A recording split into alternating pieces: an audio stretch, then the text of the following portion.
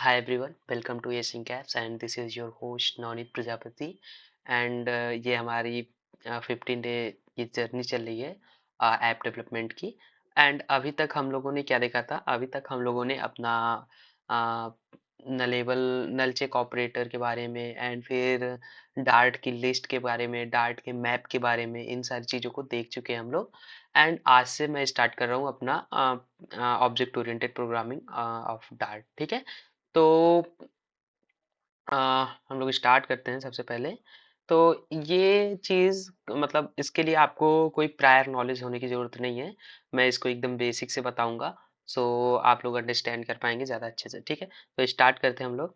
तो सबसे पहले मैं ये बताना चाह रहा हूँ कि हमारी जो प्रोग्रामिंग लैंग्वेजेस होती हैं, वो कितने टाइप की होती हैं। तो हमारे पास जो हमारे मतलब जितनी भी डेवलपमेंट के लिए प्रोग्रामिंग लैंग्वेज है, वो 2 कैटेगरी में डिवाइड है। एक तो हमारी है प्रोसीजरल प्रोग्रामिंग लैंग्वेज और एक हमारी है जो object oriented programming language language तो ये प्रोसीजरल प्रोग्रामिंग लैंग्वेज जो थी, ये पुरानी प्रोग्रामिंग लैंग्वेजेस थी, जो मतलब आज से लगभग 30 साल 35 साल पहले यूज़ हुआ करती थी। एंड ये जो ऑब्जेक्ट ओरिएंटेड प्रोग्रामिंग लैंग्वेजेस हैं, ये बिल्कुल नई प्रोग्रामिंग लैंग्वेज हैं। जितनी भी आजकल मार्केट में यूज़ होने वाली प्रोग्रामिंग लैंग्वेजेस हैं, उन वो सारी की सारी ऑब्जेक्ट ओरिएंटेड हैं, केवल सी को छोड़कर। जो सी ही है आजकल अ, जो प्रोसीजरल प्रोग्रामिंग को फॉलो करती है। ठीक है, तो अब डिफरेंस क्या होता है पहले वो मैं बता देता हूँ। प्रोसीजरल प्रोग्रामिंग में एक तो ये मेन फंक्शन तो दोनों में होता है। जहाँ से हमारा प्रोग्राम इनिशियलाइज होता है मेन से, वो चीज़ दोनों में होती है, मतलब प्रोसीजरल में भी एंड ऑब्जेक्ट ओरिएंटेड में भी। तो लेकिन डिफरेंस क्या आता है? प्रोसीजरल प्रोग्रामिंग लैंग्वेज में क्या होता है ना, कि ये सेपरेट्स डाटा एंड फंक्शन। ये मतलब केवल डाटा और फंक्शन में ही बटी हुई होती है, इसमें और कुछ नहीं होता है, मतलब इसमें क्लास नहीं होते। ठीक है, focus on function operating on data type, passing it as arguments। ठीक है, तो इसमें क्या होता था, जो भी डाटा होता था उसको आर्गुमेंट के थ्रू हम अपने फंक्शन में पास करते थे एंड उस पे कोई ऑपरेशन परफॉर्म करते थे, उसको ऑपरेट करते थे। ठीक है, तो अब इसमें क्या होता था, एक मेन फंक्शन है, उसके बाद कोई और प्रोसेस वाला फंक्शन हो गया, प्रोसेस 1 हो गया, प्रोसेस 2 हो गया, प्रोसेस 3 हो गया। मैंने यहाँ पे 3 फंक्शन बना रखे हैं। तो मेन में हमारा प्रोसेस 1 कॉल हो रहा है। प्रोसेस 1 डिफाइन कहाँ किया गया है? ये प्रोसेस 1 डिफाइन किया गया है अब मेन फंक्शन के बाहर, और मेन प्रोसेस 2 में प्रोसेस 1 में प्रोसेस 2 करके एक और फंक्शन मतलब कॉल हो रहा है, जो कि ऐसे इधर डिफाइन हुआ। तो ये आप यहाँ पे इमेज से देख सकते हो, प्रोसेस 1 में प्रोसेस 2 डिफाइन है, प्रोसेस 2 में प्रोसेस 3 डिफाइन है। ठीक है, तो ऐसे नेस्टिंग करके, और फिर मतलब बेसिकली इसका यही मतलब है कि इसमें फंक्शन और हमारे जो वेरिएबल्स डाटा टाइप होते थे, उनके अलावा कोई भी चीज़ मौजूद नहीं थी जिससे हम इस प्रोग्रामिंग को ऑपरेट कर पाए। ठीक है, तो ये हो गया। तो इसके बाद अब हमारी नई जितनी लैंग्वेजेस आई, जितनी मॉडर्न लैंग्वेजेस आई, उनमें क्या हुआ, उनमें हम लोगों ने एक नई चीज इंट्रोड्यूस की, object oriented programming language. Object क्या होता है? बेसिकली ऑब्जेक्ट को अगर मैं वन वर्ड में बोलूं, तो ऑब्जेक्ट को आप एक डाटा टाइप कह सकते हो, जो आप खुद से बनाते हो। ठीक है, आप अपने से कोई एक डाटा टाइप बनाते हो, जिसको ऑब्जेक्ट हम कहते हैं। और उस ऑब्जेक्ट में क्या होता है, कुछ तो उसके फील्ड्स होते हैं जिनमें आप डाटा स्टोर करते हो, एंड कुछ उसके ऑपरेशन करने के लिए, उन डाटा पे ऑपरेशन करने के लिए, या फिर किसी भी ऑपरेशन को परफॉर्म करने के लिए हम उनमें कुछ फंक्शन डिफाइन करते हैं। फंक्शन से या मेथड्स, ये सारी चीज़ें डिफाइन करते हैं। तो जैसे यहाँ पे ये मैं एक अच्छा सा एग्जांपल यहाँ लगा रखा हूँ। एक क्लास मैंने बनाया फ्रूट्स, और इस फ्रूट को हम लोग अपने इस फ्रूट क्लास को एज अ ऑब्जेक्ट हम लोग इनिशियलाइज करवा रहे हैं मेन में।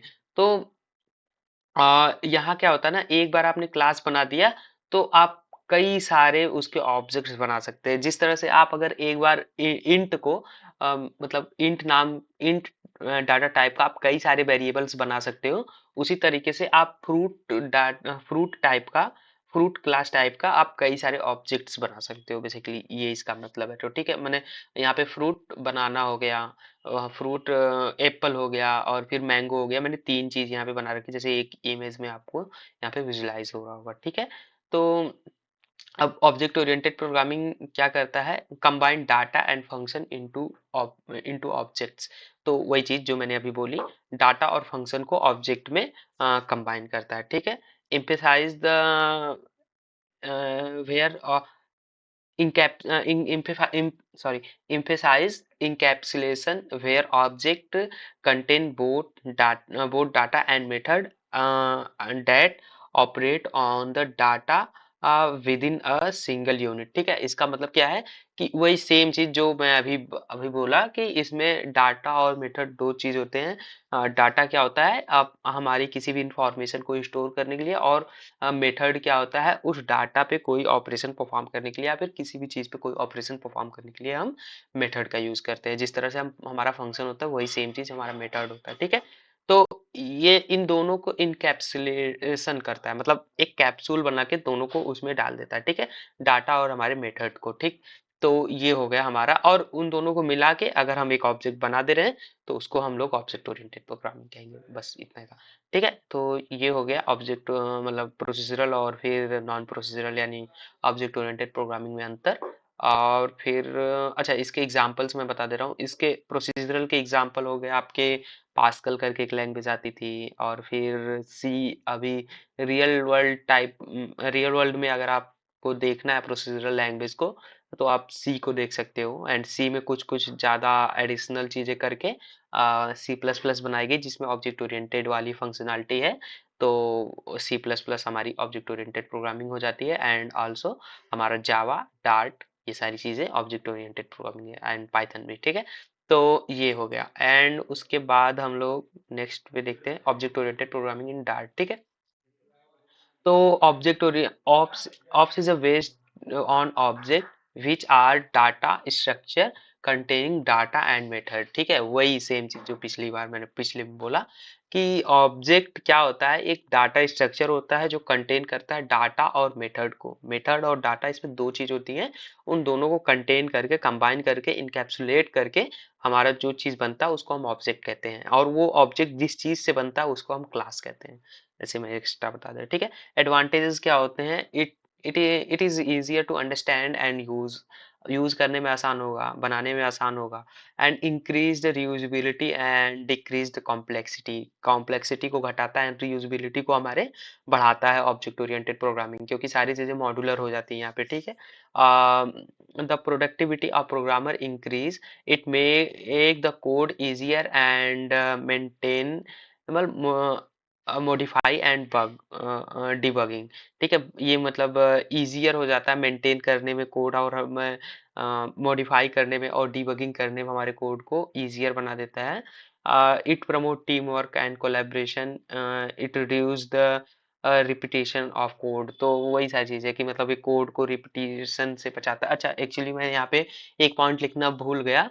जो ऑब्जेक्ट ओरिएंटेड प्रोग्रामिंग होता है हमारा, ये हमारे पूरे प्रोजेक्ट को मॉड्यूलर बना देता है। मॉड्यूलर मीन्स हम अगर कोई सिंपल सी छोटी सी फंक्शनैलिटी ऐड करना चाह रहे हैं, तो उसके लिए एक अलग से हम लोग फाइल बना के एक अलग से क्लास बना देंगे, एंड वो अलग ही मॉड्यूल हो जाएगा, ठीक है। उस मॉड्यूल पे कोई भी काम कर सकता है। मतलब जैसे आप एज्यूम कर सकते हो आप एक प्रोजेक्ट पे काम कर रहे हो, और उसमें एक ऑथेंटिकेशन वाला मतलब फीचर है, एंड एक पोस्ट करने का फीचर है, एंड एक आपके यूजर डाटा के मतलब यूजर आईडी, मतलब यूजर की इंफॉर्मेशन का फीचर है, ठीक है।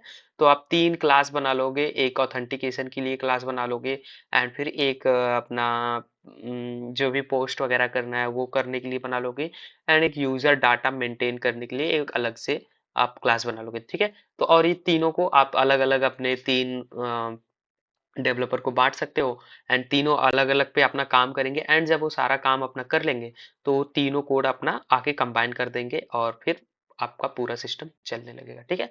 तो ये क्या करता है, कोड को मॉड्यूलर बना देता है। मॉड्यूलर मीन्स कई सारे मॉड्यूल बना देंगे, आप बना सकते हैं आप ऑब्जेक्ट ओरिएंटेड प्रोग्रामिंग का यूज करके, एंड उस मॉड्यूल को किसी एक पर्टिकुलर पर्सन को आप असाइन कर देंगे, एंड वो उस पर वर्क करेगा, एंड फिर जब वो वर्क खत्म कर लेगा तो आप इजीली आप अपने कोड के साथ इंटीग्रेट कर सकते हो उस मॉड्यूल को।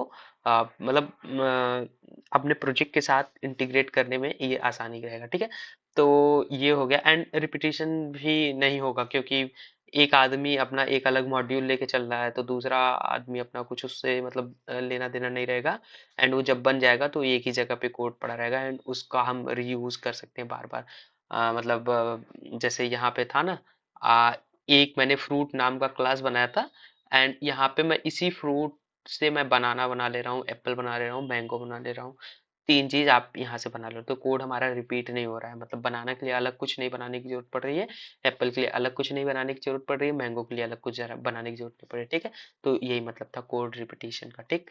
एंड ये हो गया। एंड इसके बाद क्या है, feature of object oriented programming. तो इसमें क्लास एंड ऑब्जेक्ट बनते हैं, इनकैप्सुलेशन होता है, इनहेरिटेंस होता है, पॉलीमॉर्फिज्म होता है, एब्स्ट्रैक्शंस होता है, ठीक है। तो इन सब चीजों को हम आगे देखेंगे वन बाय वन करके। तो अभी इस वीडियो में हम लोग क्लास एंड ऑब्जेक्ट के बारे में देखेंगे, क्लासेस एंड ऑब्जेक्ट कैसे बनते हैं। उसके बाद यहाँ पे मैं एक चीज़ और भूल गया लिखना, कंस्ट्रक्टर कैसे बनते हैं, वो भी मैं कवर करूँगा, ठीक है। तो अभी हम लोग ये दोनों टॉपिक देखेंगे आगे वाली स्लाइड्स में, एंड फिर नेक्स्ट वीडियो में हम लोग इनकैप्सुलेशन, इनहेरिटेंस एंड पॉलीमॉर्फिज्म इन सब के बारे में भी देखेंगे, ठीक। तो नेक्स्ट स्लाइड पे चलते हैं अपने, क्लासेस एंड ऑब्जेक्ट, ठीक है। So classes is a blueprint or template that define the properties, attribute or data and behavior, method or function that objects of that class will process, ठीक है। तो वही सेम चीज जो अभी पिछली बार मैं बोलते हुए आ रहा हूँ, एक ही चीज है कि जो क्लास होता है वो ब्लूप्रिंट होता है, और वो क्या रखता है, वो प्रॉपर्टीज और बिहेवियर को अपने अंदर समराइज करता है, ठीक है। प्रॉपर्टीज क्या होता है, प्रॉपर्टीज वही डाटा और एट्रीब्यूट को हम प्रॉपर्टीज कहेंगे, और फिर बिहेवियर क्या होगा, जो हम फंक्शन और मेथड डिफाइन करेंगे उसके अंदर, उनको हम बिहेवियर कहेंगे, ठीक है। और उन पे जो भी काम होगा, मतलब प्रोसेस होगा, वो अपना क्लास के अंदर प्रोसेस करेंगे, ठीक है। तो सेम चीज वही, मतलब इनकैप्सुलेट कर रहे हैं हम लोग डाटा और मेथड को। और फिर ये क्या है, an object is instance of class. Object क्या होता है, एक इंस्टेंस होता है क्लास का, and created relation of properties and behavior defined by the class। तो वही चीज है कि एक ऑब्जेक्ट क्या होता है, एक इंस्टेंस होता है, क्लास का एक इंस्टेंट होता है, और उसका जो ऑब्जेक्ट और बिहेवियर है वो हम लोग इसको एक्सेस कर सकते हैं मतलब ऑब्जेक्ट के थ्रू, ठीक है। तो अभी जैसे एक एग्जांपल दे रहा हूँ, एक मैंने कार नाम का क्लास बनाया, एंड इससे तीन ऑब्जेक्ट्स बनाए हैं, ठीक है। ये क्लास एक बार बनाते हैं हम लोग, ऑब्जेक्ट कई बार बना सकते हैं उसी क्लास के थ्रू, ठीक है। तो एक ऑब्जेक्ट बनाया हम लोगों ने, इसमें देखिए तीन फील्ड्स हैं, हमारी तीन फील्ड्स हैं। एक तो इस क्लास मतलब क्लास में एक ब्रांड है, प्राइस है, कलर है, ब्रांड है, प्राइस है, कलर है, ठीक है। तीन फील्ड है, हमने पहली फील्ड का नाम दे दिया, मतलब और मतलब वो फील्ड आप जितनी बार चाहो उतनी बार चेंज कर सकते हो अलग अलग, ठीक है। तो हमने पहला क्लास का ऑब्जेक्ट बनाया, इंस्टेंट बनाया, उसका नाम रख दिया ऑडी, और प्राइस रख दी एक 1 CR, एंड कलर वाइट, ठीक है। तो इसी तरीके से हम और भी जितने अपने ऑब्जेक्ट बनाएंगे उनकी जो प्रॉपर्टीज है वो अपनी अलग अलग कर सकते हो। जैसे हमने यहाँ ऑडी बना ली, BMW बना ली, बुगाटी बना ली, तो इतने सारे एक कार नाम की क्लास से हमने इतनी सारी तीन कार्स बना ली, ठीक है। तीन कार, बेसिकली कार नहीं बनाई, ऑब्जेक्ट्स बनाए हैं, मतलब इस कार नाम के क्लास से ऑब्जेक्ट्स बना लिए, ठीक है। तो ये हो गया हमारा class and object, I think आप समझ गए होंगे। एंड नेक्स्ट है क्लास। तो अब क्लास कैसे क्या काम करता है वो चीज देख लेते हैं। तो क्लास जो होता है, इनकैप्सुलेट होता है फील्ड्स और मेथड को, मेथड से। तो फील्ड्स को आप कह सकते हो attribute and properties, and methods को आप कह सकते हो फंक्शन एंड बिहेवियर। तो इन दोनों को जब मिला के एक चीज बना दोगे तो उसको क्लास कहते हैं। तो ये रहा क्लास का सिंटेक्स कि क्लास कैसे आप इनिशियलाइज कर सकते हो। तो क्लास नेम, क्लास कीवर्ड के बाद क्लास नेम, और मेक श्योर कि हमेशा क्लास का नेम जब आप लोग दे रहे हो तो उसको कैमल केस में लिखेंगे, मतलब पहला अक्षर जो होगा हमारा क्लास नेम का वो कैपिटल होना चाहिए, एंड बाकी सारी चीजें कैमल केस के हिसाब से होनी चाहिए, ठीक है। एंड जो हमारी फील्ड्स और फिर फंक्शन नेम, मेथड्स नेम होंगे वो भी हमारे कैमल केस केस में ही होंगे, ठीक है। तो यहाँ पे इंट माई फील्ड वन और string my field one field two, ठीक है। हमने दो फील्ड्स बना ली और यहाँ पे एक मेथड्स बना लिया, मेथड्स, ठीक है, जो हमारे फील्ड्स या फिर किसी भी चीज को प्रोसेस करेगा या फिर कुछ उस पे वर्क करने के लिए, ठीक है। और ये क्या है, ये कंस्ट्रक्टर है, ये हम लोग बाद में देखेंगे कि कैसे क्या चीज होता है। दिस ऑपरेटर मतलब ये चीज हमारा यहाँ पे जा रही है। जब हम लोगों को बेसिकली क्लास को इनिशियलाइज करना होता है तब हम लोग कंस्ट्रक्टर का यूज करते हैं। तो ये चीज अभी आप इसको इग्नोर करो, अभी मैं एग्जांपल भी दूंगा, उसमें भी ये चीज नहीं बताऊंगा, एंड आगे वाली वीडियो में मैं ये सारी चीजें बताऊंगा, ठीक है। तो the class keyword is used for define the class keyword हमारा यूज होता है क्लास को डिफाइन करने के लिए। Class name is the name of class and must start with capital letter, वही जो सेम चीज मैंने बताई है।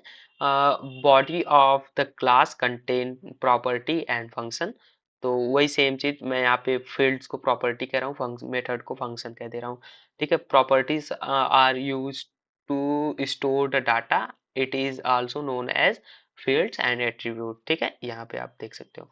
तो and functions are used to perform the operations, it is also known as method, ठीक है। तो वही जो सेम सारी चीजें मैंने बताई वही चीज यहाँ पे लिखी हुई है, ठीक। और नेक्स्ट स्लाइड पे चलते हैं। तो ये क्या है,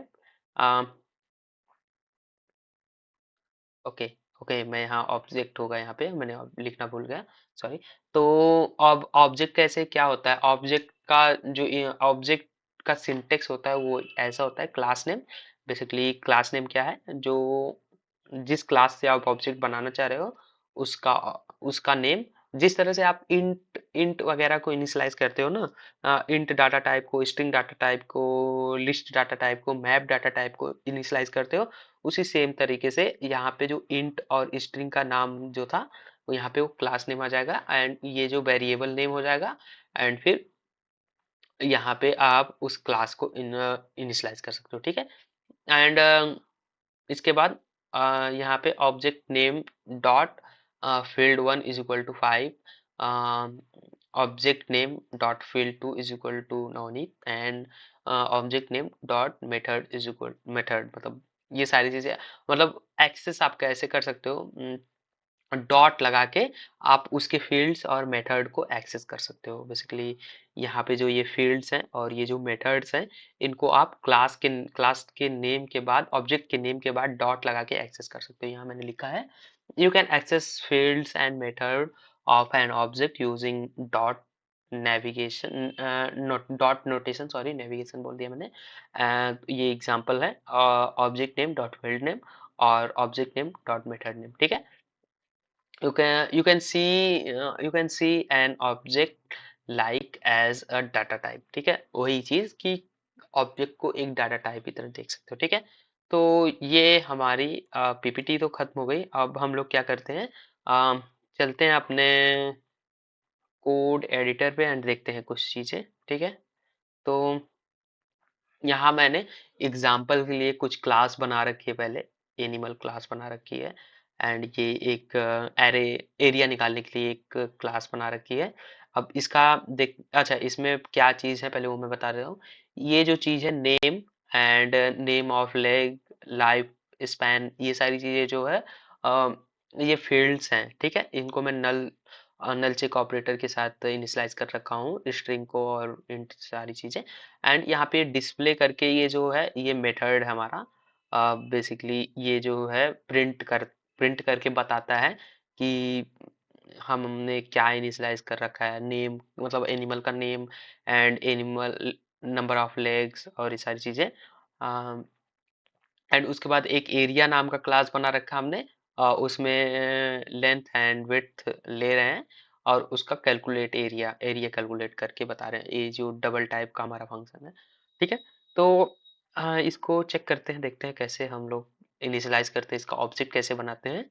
तो अपने बेसिक, अच्छा यहाँ पे मैंने कुछ कुछ कोड लिख रखे हैं, इसको हटाता हूँ मैं।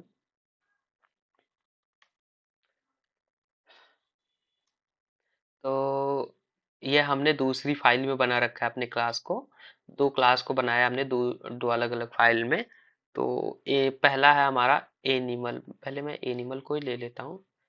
एनिमल को कॉपी किया, एनिमल के नेम को, एनिमल क्लास को, एंड फिर यहाँ पे मैं एक अपना ऑब्जेक्ट बनाता हूँ एनिमल नाम से, is equal to animal. Okay,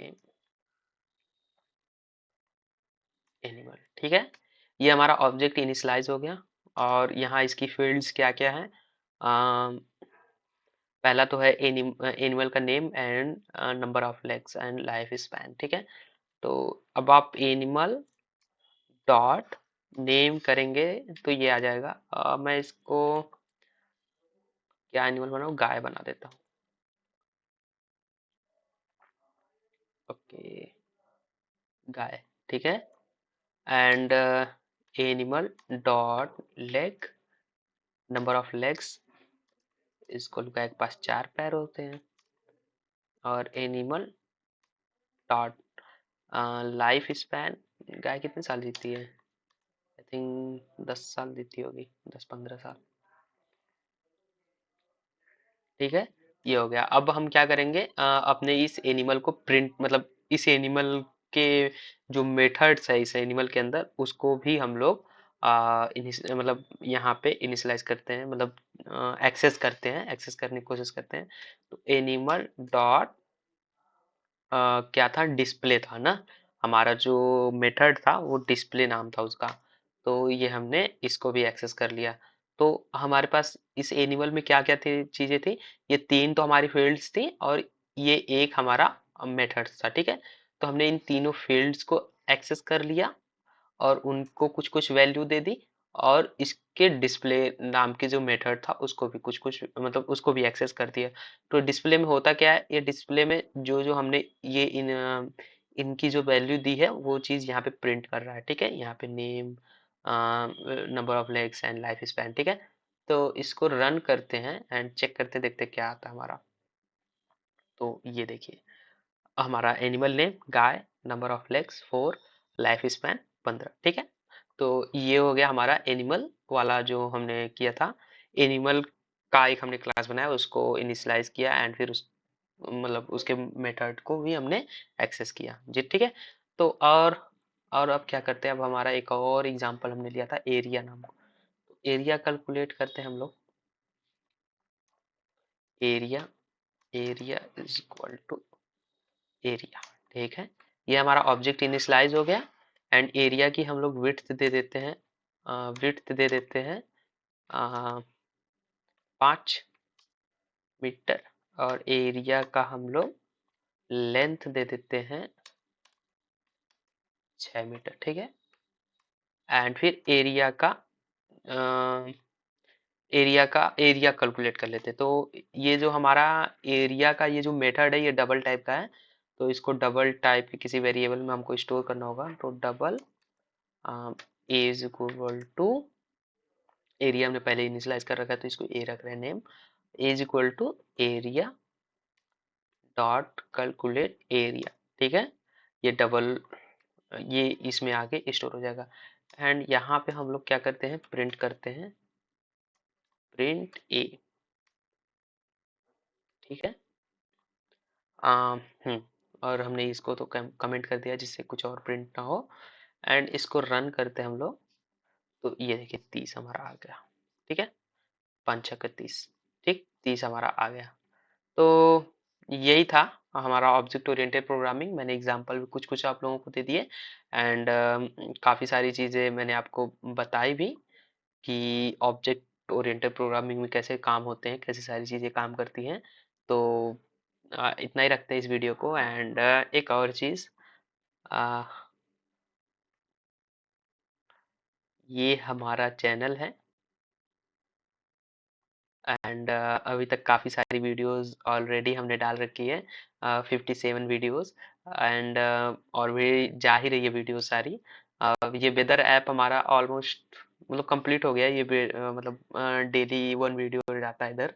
and हमारा 50 डे विथ मतलब 50 डे की जर्नी जो है ये भी चली रही है। एंड ऑल्सो हमारी 30 डे 30 प्रोजेक्ट नोड जेएस के साथ भी हमने ऑलमोस्ट कंप्लीट कर रखा है ये। फिर उसके बाद full stack blog app node JS और फ्लटर को मिला के बनाया था हमने, ये भी हो चुका है। एंड एडब्ल्यूएस का नोड जेएस के साथ एडब्ल्यूएस सारी चीज़ें, तो मतलब आपको मेरे चैनल पे काफ़ी सारी चीज़ें मिल जाएंगी। एंड बस आपको करना क्या है, चैनल को सब्सक्राइब करना और लोगों से सब्सक्राइब करवाना है। एंड अगर ये वीडियो यहाँ तक देखी है आपने और अगर आपको कुछ सीखने को मिला हो, तो इस वीडियो को भी लाइक करें एंड लोगों तक और लोगों तक पहुँचाएं, ठीक है। तो थैंक यू ये वीडियो देखने के लिए, एंड इसको यहीं पे ऐड करते हैं। टाटा।